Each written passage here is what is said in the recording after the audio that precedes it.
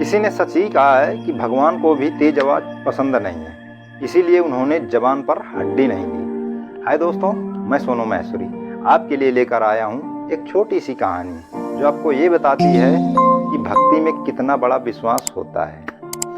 ये कहानी भगवान शंकर और उनके भक्त एक पंडित जी की है। बहुत पहले की बात है। एक पंडित जी हुआ करते थे और उनके गांव में एक भगवान शंकर का एक मंदिर था। वो मंदिर की पूजा पाठ किया करते थे, जाकर सुबह मुहूर्त साफ किया करते थे, साफ सफाई मंदिर के प्रांगण की जो भी साफ सफाई होती थी उसको करके अपने घर में आते थे और घर में जो भी उनके पकवान या रूखा सूखा भोजन बनता था सबसे पहले जाकर भोले शंकर को भोग लगाता था। इसके बाद आकर अपने घर में अपना खाते थे और अपने परिवार को खाने देते थे। और इस बात को लेकर उनकी पत्नी पंडिताइन जी बहुत ही तंग थी।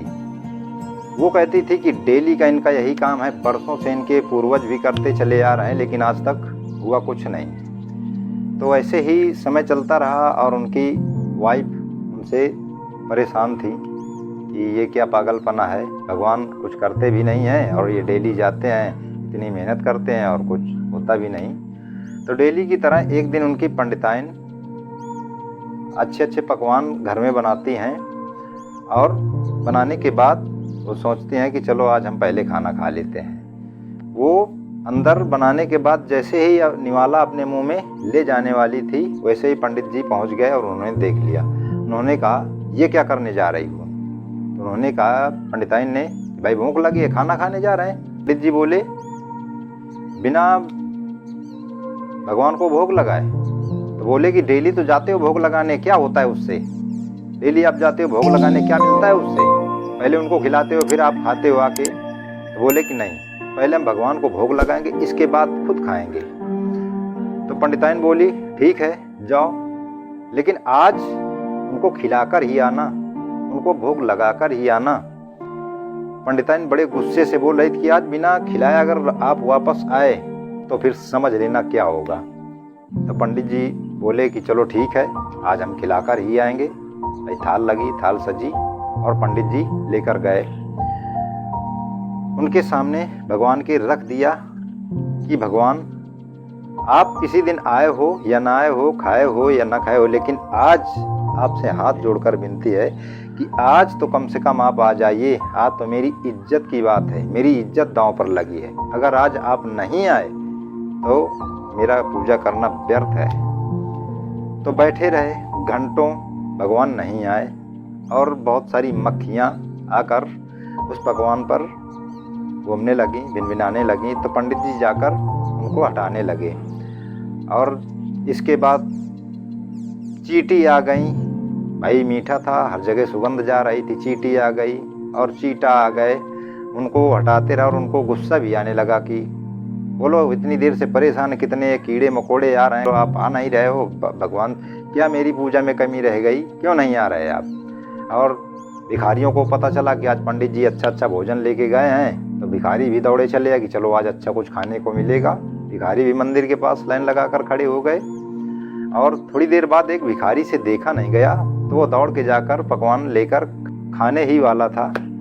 पंडित जी ने उसका हाथ पकड़ लिया और बोला कि चलो निकलो, ये तुम्हारे लिए है क्या, भगवान के लिए है? और उस भिखारी को पंडित जी भगा देते हैं, भिखारी चला जाता है। सारा दिन हो गया और शाम होने को थी और घंटे भर के बाद शाम भी हो गई। पंडित जी निराश हो गए, अपने आप में खूब निराश हो गए कि आज तो भगवान आए भी नहीं, आज से मैं भगवान से रुष्ट हो गया। अब घर में भी जाना पड़ेगा, उन बीवी के भी ताने सुनने पड़ेंगे और बीवी तो भाई खड़ी ही थी ताने लेकर। पंडित जी भाई थाल उठाए और मंदिर के बाहर सीढ़ियों से उतरे और जैसे ही बाहर जाने लगे तो किसी कारणवश थाली वहीं गिर गई और सारे पकवान मिट्टी में सन गए, यानी मिट्टी में मिल गए। और फिर पंडित जी सोचे कि चलो अब बेकार हो गया, गिर गया, अब इनको कौन उठाएगा। पंडित जी चले जाते हैं अपने घर। बीवी दरवाजे पर खड़ी होती है, बोली कि खिलाया है? पंडित जी कुछ नहीं बोले। पंडित जी गए अपने कक्ष पर और बिना खाए पिए सो गए।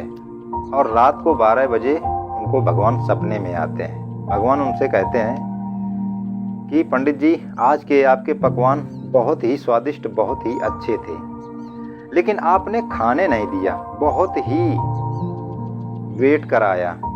मैं कभी चींटी बनकर आया, कभी मक्खी बनकर आया, कभी भिखारी तक बनकर आया तेरे पकवान खाने के लिए, लेकिन उन्हें खाने नहीं दिया। और खाने को जब मिले मिट्टी में गिर गए थे, मिट्टी से सने हुए मैंने खाया, मिट्टी हटा हटा के खाया और भाई मज़ा आ गया। ब्राह्मण की तुरंत आँख खुल जाती है और वो सोचता है कि मैंने क्या कर दिया, वो तो भगवान ही थे। तो मानो तो कण-कण में भगवान हैं, हर जगह भगवान है। मुझ में राम, तुझ में राम, सब में राम समाया, कर लो प्यार जगत से सारे, कोई नहीं पराया। एक बात बोलना चाहूँगा, रोज की तरह अपनी मेहनत और अपनी लगन से कुछ करो ऐसा कि दुनिया करना चाहे आपके जैसा।